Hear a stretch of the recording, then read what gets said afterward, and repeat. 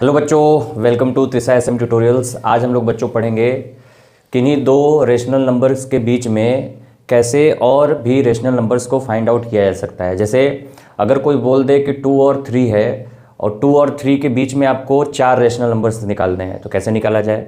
या बोल दे 2/3 है और 4/3 है, इनके बीच में आप रेशनल नंबर निकालिए तो कैसे निकालेंगे। तो उन्हीं के बारे में आज हम लोग डीप में पढ़ेंगे और एग्जाम्पल्स के थ्रू समझेंगे कि कैसे हम किन्हीं दो रेशनल नंबर्स के बीच में और भी ढेर सारे रेशनल नंबर को निकाला जा सकता है।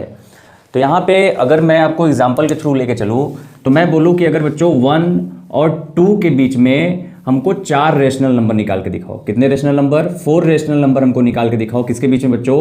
1 और 2 के। तो पहले ये देखिए कि 1 आपका रेशनल नंबर है कि नहीं है, 2 आपका रेशनल नंबर है कि नहीं है। तो हमें पता है रेशनल नंबर क्या होता है बच्चा, जिसको p/q के फॉर्म में रखा जाए, जहां पे q 0 ना हो और p और q दोनों क्या हो? इंटीजर्स हो। क्या हो बच्चों? इंटीजर्स हो। तो उनको क्या बोला जाता है? आपका रेशनल नंबर कहा जाता है। तो क्या 1 आपका p/q के फॉर्म में है? तो अगर ऐसे अगर होल नंबर या नेचुरल नंबर के फॉर्म में लिखा रहा है तो हमें पता है हमेशा डिनोमिनेटर में क्या लगा रहता है? 1। तो 2 के भी डिनोमिनेटर में क्या लगा रहेगा बच्चों? 1। तो मतलब 1/1 p/q के फॉर्म में हो गया। q यहाँ पे 0 नहीं है, q1 है, q1 है और p और q दोनों क्या है? इंटीजर्स। मतलब 1 और 2 दोनों क्या है? आपके रेशनल नंबर्स हैं। अब इन दोनों रेशनल नंबर के बीच में आपको कितने रेशनल नंबर निकालना है? 4। तो आप कहोगे सर 1 के बाद तो हमने गिनती सीखा है, 1 के बाद क्या आता है? 2 आ जाता है। तो इनके बीच में कैसा नंबर्स होता है? तो आप लोग सुने होंगे कुछ डेसिमल के फॉर्म में भी होता है, 1.1, 1.2, 1.3, 1.4, 1.5। तो ये 1 और 2 के बीच में ही आते हैं। क्या 1.1, 1.2, 1.3 क्या ये रेशनल नंबर होते हैं? हाँ होते हैं, लेकिन आपको इसके बारे में नहीं समझना है या इसको नहीं पढ़ना है। आपको जो भी आंसर देना है रेशनल नंबर, वो आपका होल नंबर में ही होना चाहिए या नेचुरल नंबर में ही होना चाहिए। तो क्या कर सकते हैं, तो इसमें अगर बच्चों अगर हम लोग 10 से ऊपर मल्टीप्लाई कर दे और 10 से नीचे मल्टीप्लाई कर दे, और इसमें भी 10 से ऊपर मल्टीप्लाई कर दे और 10 से नीचे मल्टीप्लाई कर दे, तो ये आपका रेशनल नंबर कितना बन जाएगा? ये बन जाएगा आपका 10/10 बन जाएगा कि नहीं। और इधर क्या बन जाएगा? 2 10 जा 20, 1 10 जा 10, 20/10। क्या ये 1/1 10/10 के बराबर है? हाँ है, क्योंकि अभी हमने पिछले क्लास में पढ़ा था कि इनको इक्विवेलेंट रेशनल नंबर्स कहते हैं। मतलब किसी सेम नंबर से अगर हम लोग किसी रेशनल नंबर में मल्टीप्लाई करते हैं, न्यूमरेटर में भी और डिनोमिनेटर में भी, तो उस रेशनल नंबर में कोई भी डिफरेंस नहीं आता है। जो वो पहले था वही अब भी है, उसमें कोई भी डिफरेंस नहीं आएगा। अगर हम लोग सेम नंबर से मल्टीप्लाई कर दे ऊपर नीचे या सेम नंबर से डिवाइड कर दे, वो रेशनल नंबर आपका चेंज नहीं होता है। तो 10/10 और 20/10 के बीच में 4 रेशनल नंबर इजी हो गया निकालना। क्या क्या क्या हो जाएगा बच्चों? 10 के आगे गिनती गिनो, 11/10, 12/10, 13/10, 14/10 और ऐसे करते चले जाएंगे, 15/10, 16/10, 17। लेकिन हमें 4 निकालना था तो हमने इस तरीके से 4 रेशनल नंबर्स को निकाल लिया।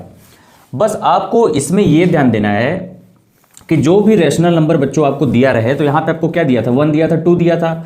इनका जो डिनोमिनेटर्स हो वो हमेशा सेम होना चाहिए, है ना। जो भी रेशनल नंबर दे दे उनका डिनोमिनेटर हमेशा क्या होना चाहिए? सेम होना चाहिए। अगर सेम नहीं है तो पहले उसके डिनोमिनेटर को हम लोग सेम करेंगे, जैसे हम लोग पिछले क्लासेस में सीखे थे। फिर उसके बाद हम लोग उसमें रेशनल नंबर ढूंढने की कोशिश करेंगे।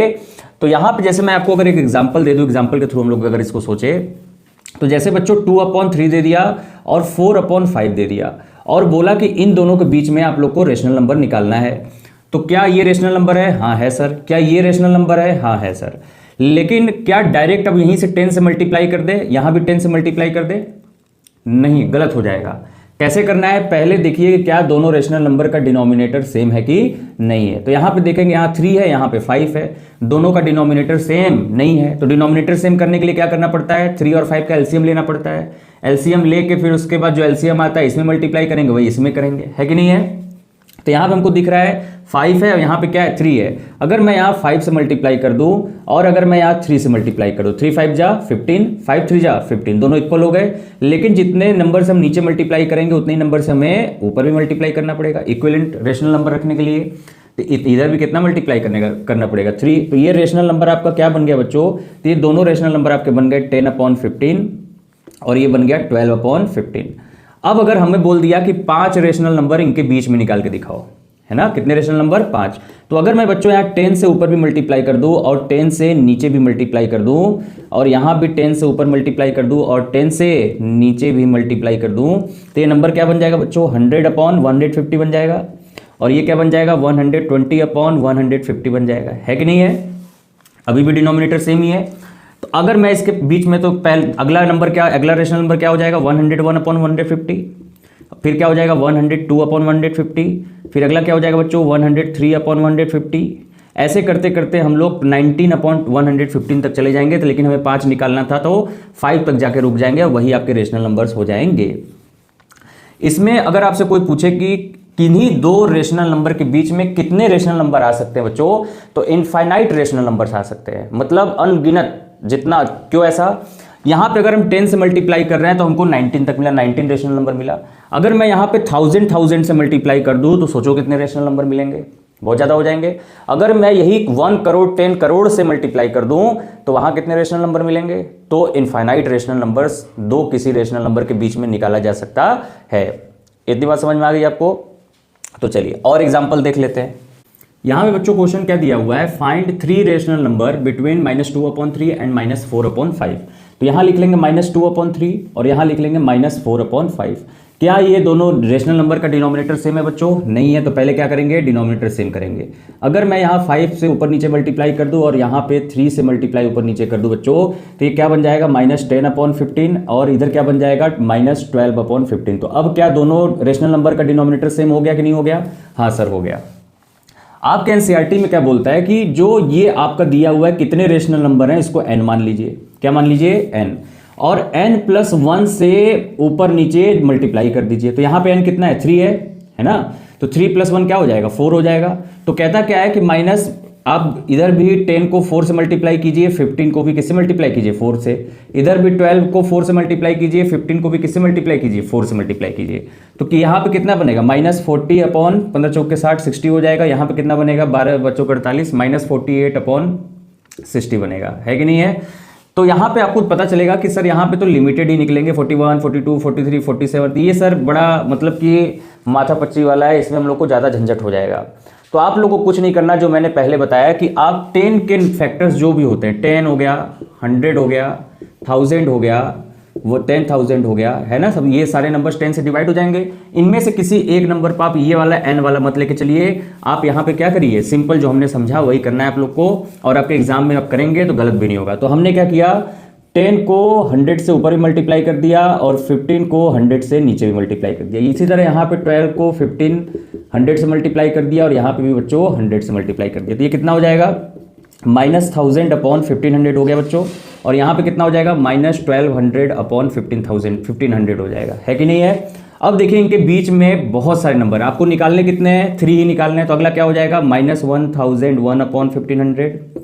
अगली फिर उसके आगे क्या हो जाएगा बच्चों? -1002/1500। अगला क्या हो जाएगा? -1003/1500। क्या सर 10 से मल्टीप्लाई कर देंगे गड़बड़ हो जाएगा? नहीं। आप 10 से मल्टीप्लाई कीजिए, 100 से, 1000 से, 1 लाख, 10 लाख, करोड़, 10 करोड़, कुछ भी मल्टीप्लाई कर दीजिए। आपको 3 रेशनल नंबर निकाल के देना है। आप किसी भी नंबर से मल्टीप्लाई करके 3 रेशनल नंबर का आंसर आप दे सकते हैं। आपका एग्जामिनर उसे गलत नहीं कर सकता है। बस आप लोग को ये ध्यान रखना है हमेशा कि दोनों रेशनल नंबर्स के डिनोमिनेटर क्या होने चाहिए? सेम होने ही चाहिए। यही दिमाग से निकल जाता है जब बच्चे एग्जाम देते हैं। तो वो डायरेक्ट आएगा कुछ भी रेशनल नंबर, डिनोमिनेटर देखेंगे नहीं कि इक्वल है कि नहीं है, ऊपर नीचे 10 से मल्टीप्लाई करके आंसर दे देंगे, जो कि गलत हो जाता है। तो पहले जब भी आपके एग्जाम में रेशनल नंबर्स आए और उनके बीच में निकालना है तो उन रेशनल नंबर को देख लीजिए कि दोनों रेशनल नंबर का डिनोमिनेटर सेम है कि नहीं है। आई होप आप लोग को किन्हीं दो रेशनल नंबर के बीच में ढेर सारे रेशनल नंबर कैसे निकालते हैं ये हमें पता चल गया, आप लोग को समझ में भी आ गया होगा। अगर बच्चों आपको क्लास समझ में आया हो, वीडियो समझ में आया हो, तो इस वीडियो को लाइक कीजिएगा, चैनल को सब्सक्राइब कीजिएगा। Thank you so much.